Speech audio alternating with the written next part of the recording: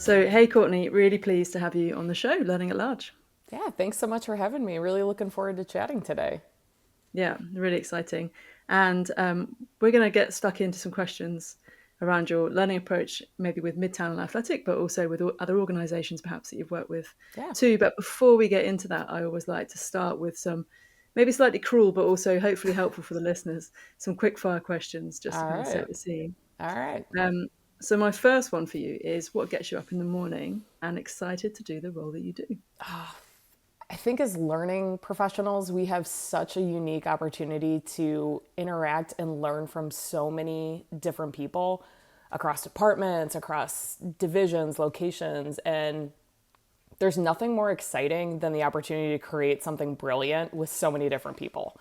So that's what excites me about this role and getting up in the morning.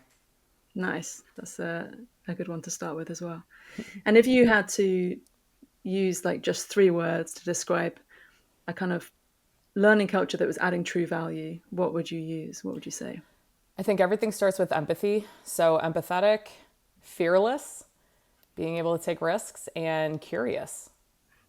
Nice. I like fearless and curious. That combination is really good together, right? Oh, yeah, absolutely. It's the only way you can get things done.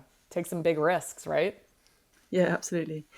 Okay, and then my final kind of quick fire question before we get stuck into the kind of the body of the podcast is what myths or misconceptions do you think that people hold around showing the value of L&D in a workplace? Like sometimes people can get caught up or distracted in other things.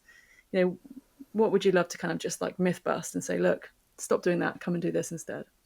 That you need to justify ROI for every single project. It's not something that I think I myself got caught up in, where I thought that every single learning project I was putting out, I needed to find that direct correlation to ROI and to be able to justify that. But it really does take a lot of time to connect the dots. And if I could say like one myth to go away with, like focus on the big impact projects and not trying to find ROI for every little thing that you're releasing to your organization.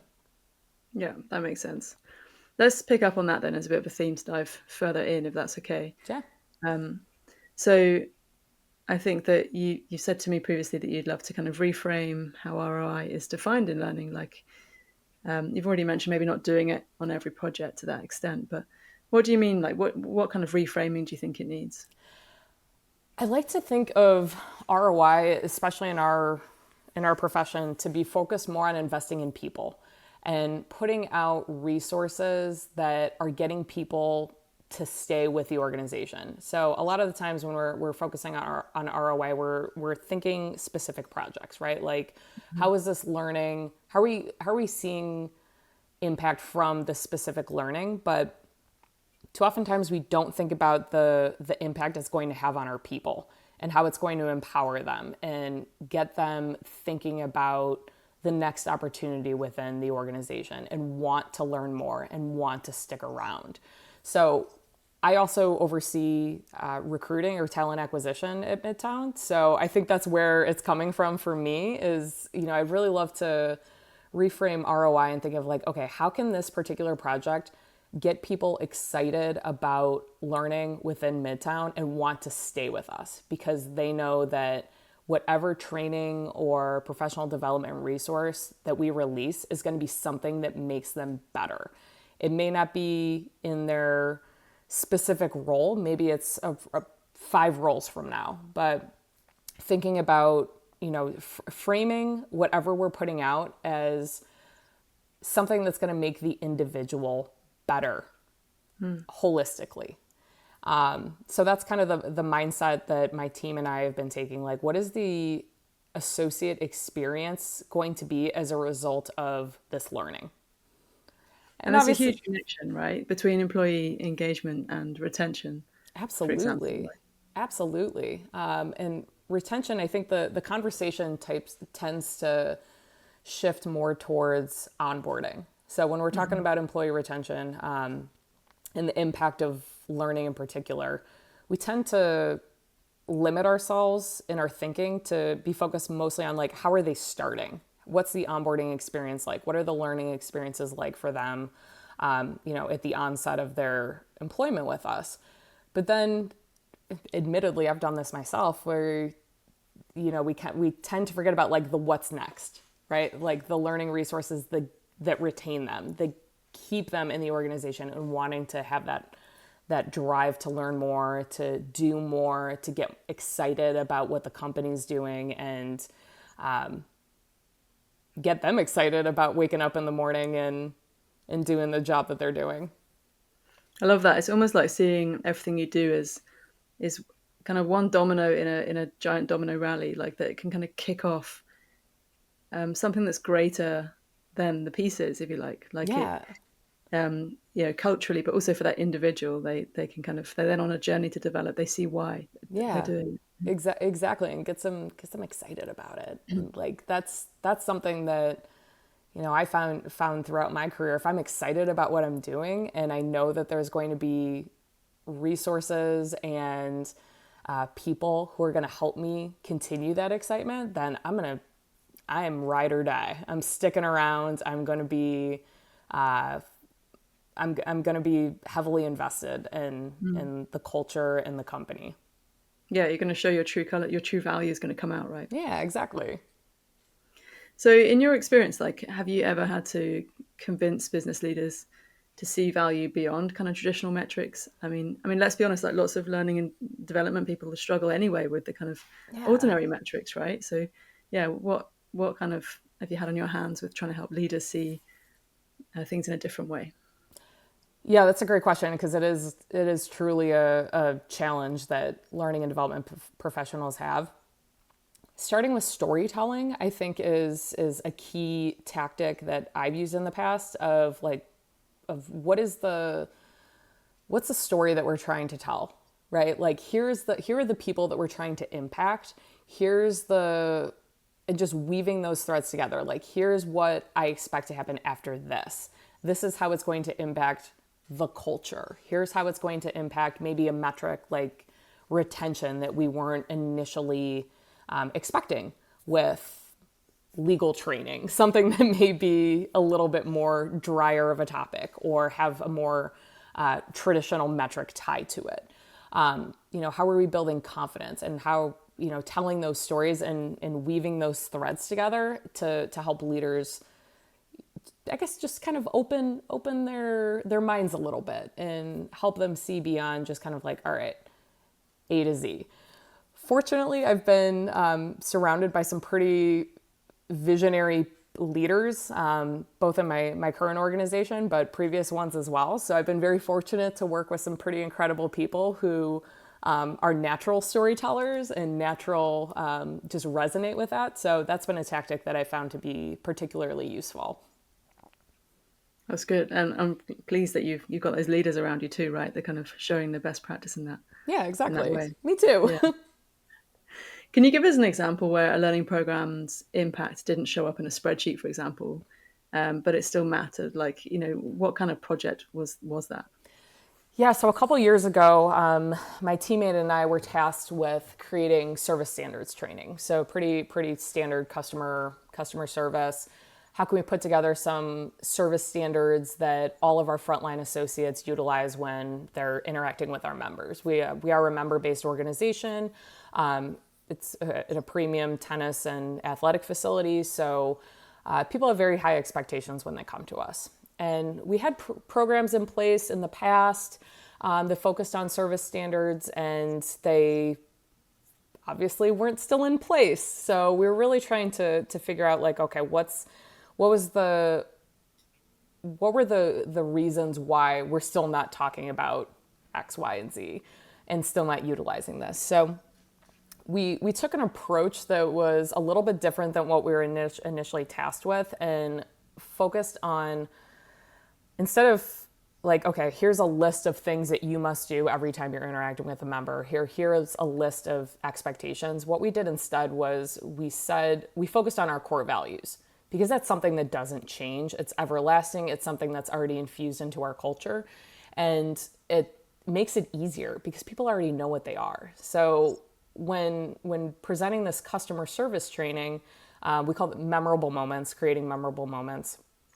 Our tactic was focused on if you use our core values and common sense, that's your roadmap. That's how you interact with members. That's how you create memorable moments and create these experiences that cause people to feel something and cause people to want to tell people about the experience that they just had at Midtown. So we obviously did have some metrics that we were looking at. So increased NPS, a little bit more loosely, number of check-ins that people were, just looking at those metrics there, staff friendliness.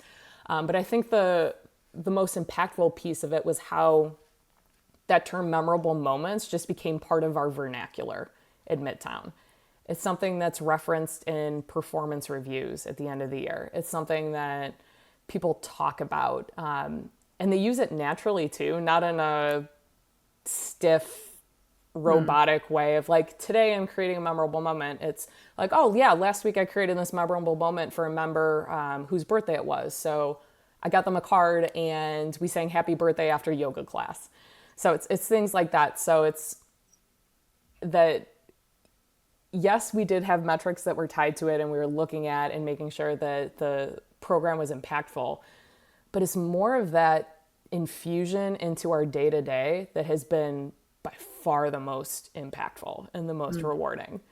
At some points, we have people joke if something not so great happens, is like, oh, that was a memorable moment, but at least they're talking about it. It may not be the right context, but at least they're talking about it. And that's been truly one of the most rewarding projects I've worked on, and not only at Midtown, but in my entire career.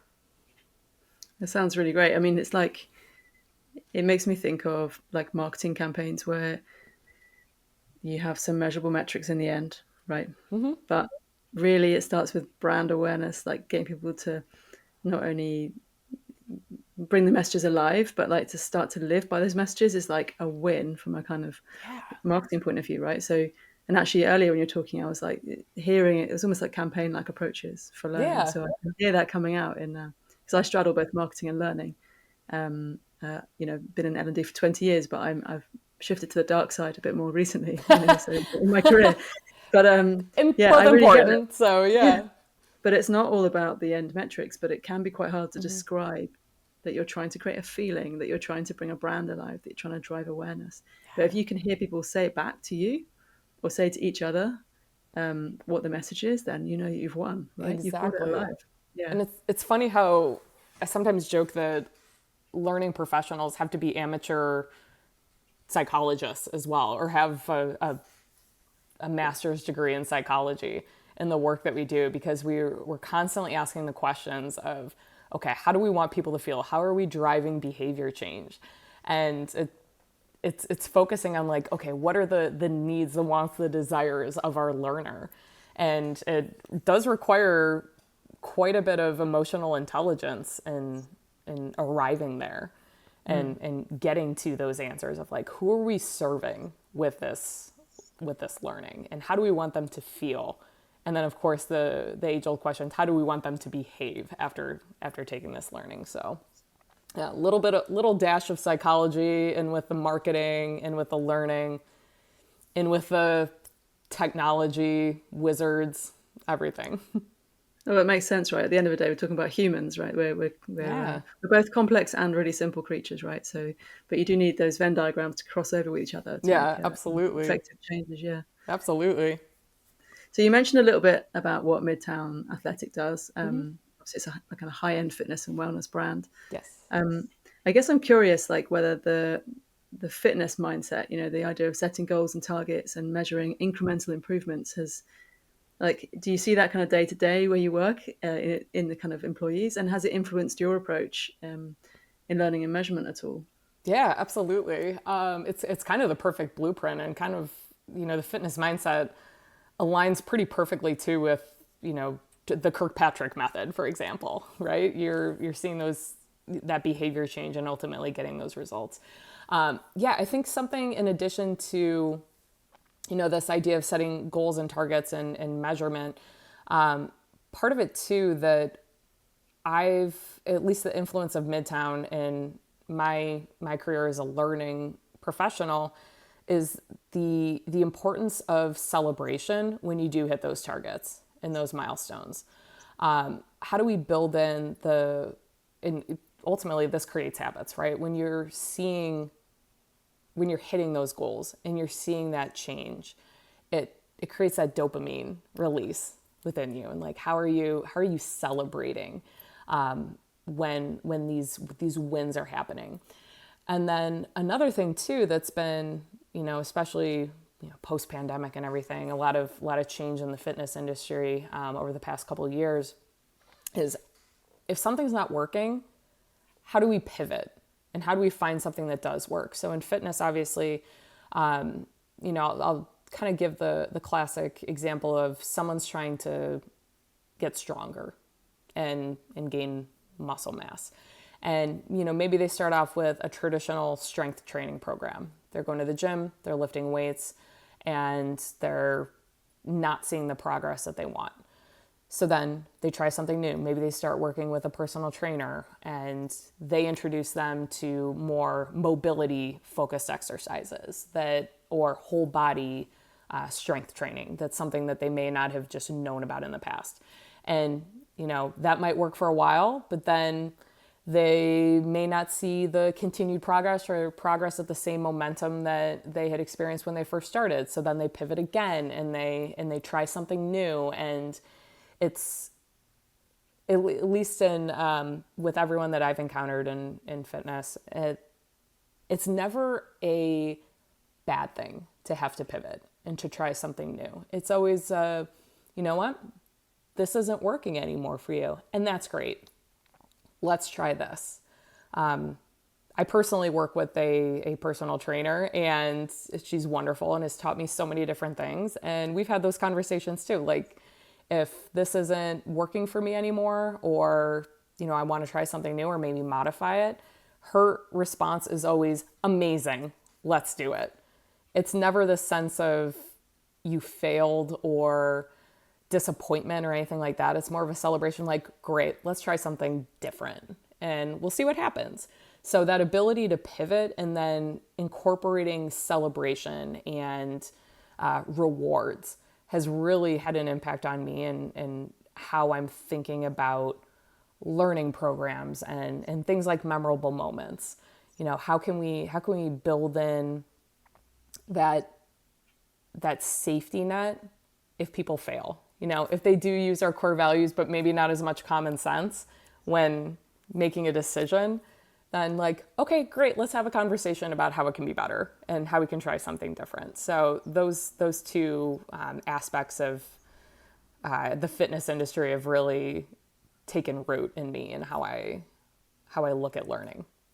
It makes sense with what you were saying at the beginning about kind of seeing a kind of a piece of learning or an intervention as a piece in a much larger puzzle where you're trying to instill a love of learning and development and a mindset in people over and above, like almost like, yeah, we can build individual skills, right?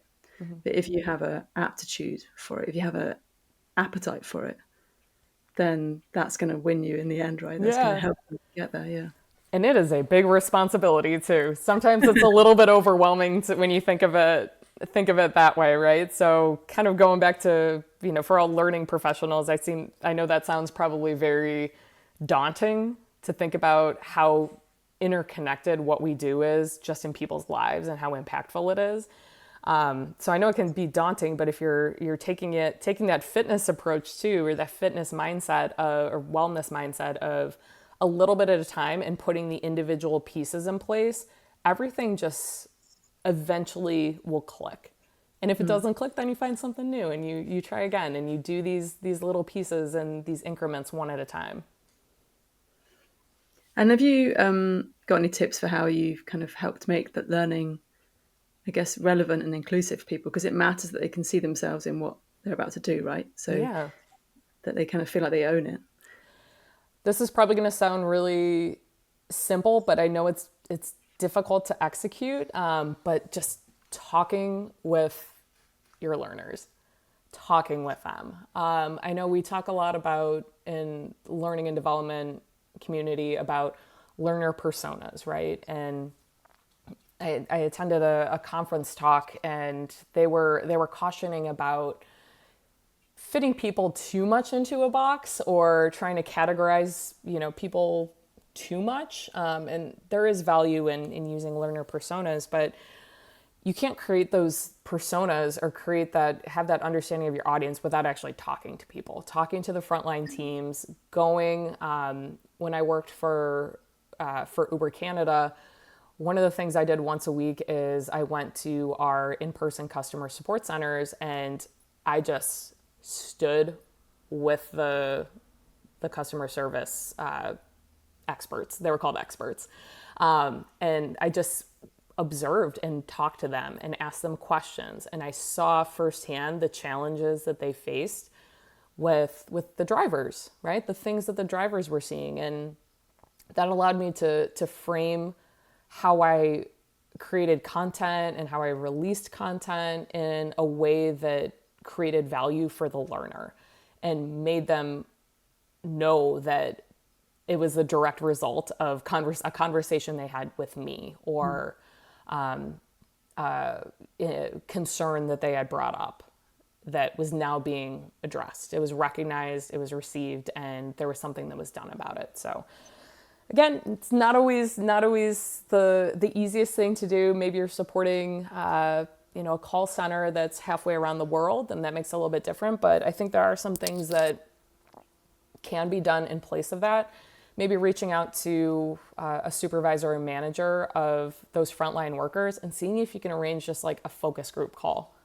Meet with people, come prepared with questions that are asking them about who they are as a person, not just focus on like, hey, what are the challenges you see in your role, but more like, how long have you been there? Is this something that you get excited about doing? Is this, a role? Do you see yourself growing within the company? Yeah, what's your day-to-day like? Like, oh, you live in Brazil. Amazing. I've always wanted to go. What's your favorite food? Just things like that. So to get to know people on a personal level instead of just what, challenges they're facing or how they're interacting with the customer.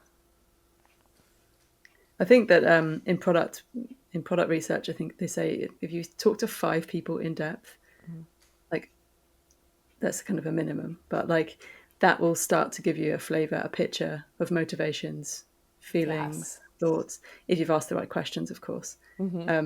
Yeah, and I know your point about personas, if they're not based on real conversations, I would be worried, right? Yeah.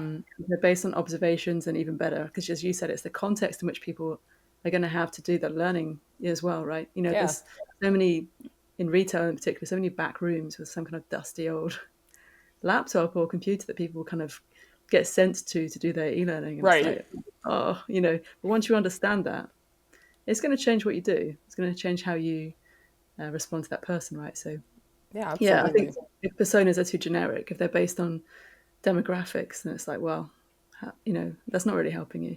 Yeah. Yeah. I love the idea of going out and speaking to people. Yeah, and as you say, you can't always physically do it, but you can definitely speak to at least 5, ideally more. Yeah. Yeah, I'm with you Exactly. on that one. Yep. So I know a little bit of insider information, which is that you did a major rollout of Workday. And Yeah. I think you did it in the middle of the furloughs and the pandemic kind of uncertainty that was going on at the time. So I'd love to kind of get your insight on that and like what it taught you about change and communication, and how did you even get through that one? I also had the added challenge of I had started at Midtown 6 weeks before the closures. So I had just completed my onboarding. I had all these great ideas about what I was going to be focusing on. Had met people, felt really good about the decision I made to go there. And then the whole world shut down. Obviously, it wasn't just the fitness industry that closed down, but the whole world. And so when I was brought back, it was the directive was we decided to push forward with implementing Workday. We've got some of these puzzle pieces already in place. We've signed the contract, and your responsibility is to create learning for everyone in the organization on all of the products. and you're going to be configuring the talent development modules and learning modules on the back end. So it was a lot at once. And, bear in mind, I had just completed my onboarding. So a lot of these people that I was creating learning resources for, I hadn't yet had that trust built up yet. So I think, so that was just kind of like the added, like, okay, here we go. This is what we're doing. And I have this awesome, in every sense of the word, responsibility to make sure people know how to use this system. So in terms of change, it definitely taught me to trust my gut on things, because everyone was pulled in so many directions trying to get the clubs reopened and making sure that we're bringing back our teammates and that they're feeling safe and our members are feeling safe coming back. So I couldn't stop what I was doing and say like, hey, do you have a minute? Plus we're also virtual, so it's a lot more difficult to ask a quick question than just like going over and tapping someone on the shoulder. So I had to trust my gut a lot. And I wasn't always right with that, but fortunately I had that safety net to fail and tried something new and felt really good about that.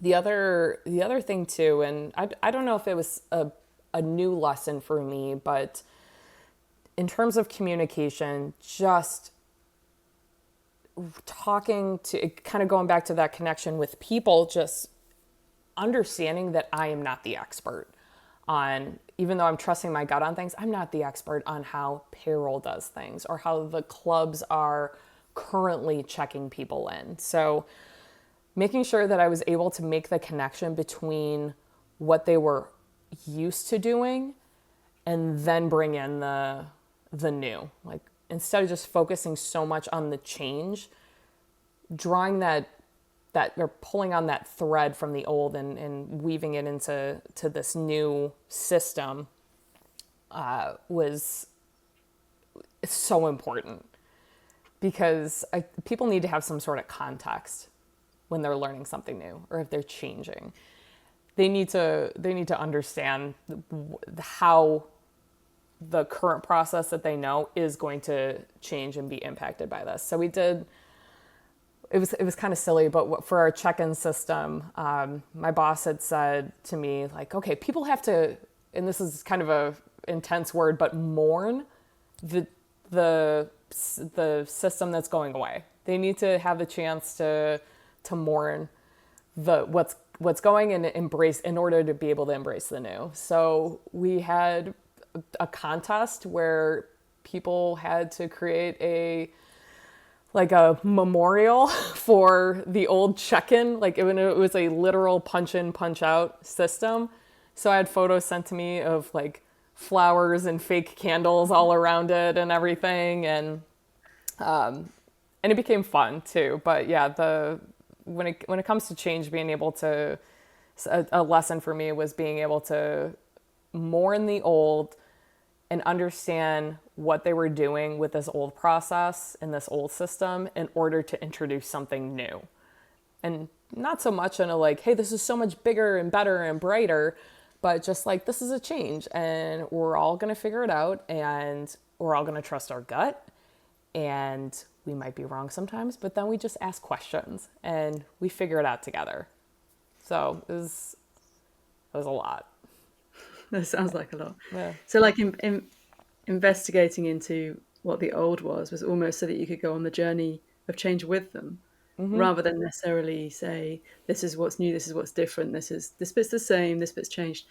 But maybe you did that too, but more about like empathizing, which is the first word I think you said up front, with what it might feel like to make that change. Is that how you'd summarize that? Yeah, absolutely.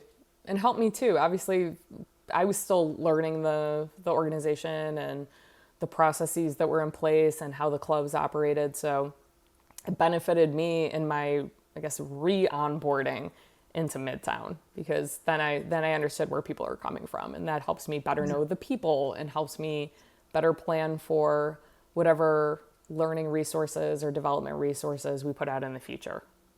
Yeah. I mean, obviously, if you've been at Midtown for longer, you might have you might be more familiar, right? But I guess there's a lesson in there for like whenever there's new tech and you don't understand what the status quo is for the individuals it affects, then you take time to go find out. Yeah. But like, yeah, or for anyone who's joining new and thinks they're going to bring in their own platforms or make changes of their own, maybe. Yeah. Yeah, you've got to start with where people are at, I guess. Yeah, So, have you got definitely. any kind of tips that you would give to L&D managers, perhaps, who might be doing tech rollouts or transformations of their own? You will be viewed as the SME when it comes to the tech because your name is associated with whatever tech rollout or transformation that you're putting out there. So just be prepared for that. And have those resources in place or have those contact names and email addresses in place for our frontline teams or whoever's going to be using the product because they will come to you first. So just have that plan in place for what you're going to do post rollout. I think I accidentally became my teammates and I accidentally became the experts, and we still kind of are the experts in a lot of back end things that most L&D professionals probably don't get their hands dirty with, but I kind of like it though at the same time. So it kind of makes it a little bit fun, makes my day a little bit, breaks up my day a little bit. But yeah, have a plan for that post rollout and make sure that people know who to contact because you're going to be the first person that they reach out to. And then don't hesitate to ask the questions of the tech experts who are rolling this out. If you don't understand something, ask them to explain it in layman's terms because this necessarily didn't happen with the Workday rollout, but just in previous organizations I was in, I would be given a new product that was coming out, and it was very much an engineer speak and focused on what the tech teams and the engineer teams thought would be the most beneficial for people to know. So being able to push back a little bit and not being afraid to push back and ask questions and really have them spell it out for you, because that's the only way you're going to be able to spell it out for frontline teams. So don't be afraid to push back and ask questions and have things explained to you in layman's terms. But then also make sure you don't become too much of the expert, because then people will just keep coming to you and asking you for questions. So have a plan for that. Have a plan to pass off the baton to support teams.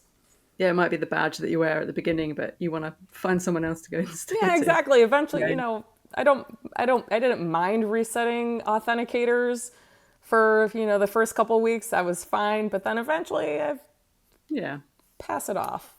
Yeah. Some other strategic stuff to do, right? Exactly. Yeah. Understood. Yeah. Thanks for that. That's really helpful to talk that through. And interesting to put you in the situation of having to, I guess, with like a lot of subject matter experts or technical training where you have to ask certain questions in certain ways to get people to explain stuff in a way that most people will understand. So yeah, you had to do that for yourself in the first place. Yeah, absolutely.